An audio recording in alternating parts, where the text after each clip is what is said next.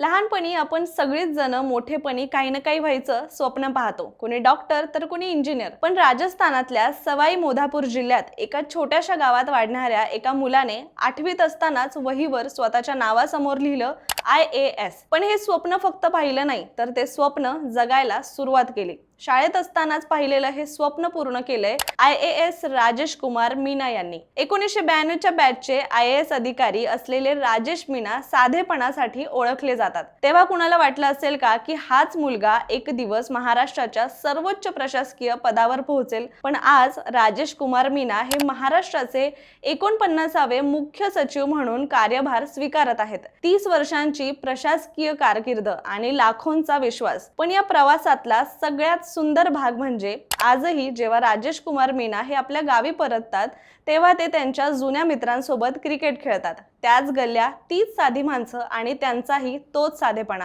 8वीत वहीवर लिहिलेलं ते स्वप्न पूर्ण करण्यासाठी त्यामागे होती त्यांची जिद्द, चिकाटी आणि अपार मेहनत. आता त्यांच्या नेतृत्वाखाली महाराष्ट्र प्रशासनाला नवी दिशा मिळेल अशी अपेक्षा व्यक्त केली जाते.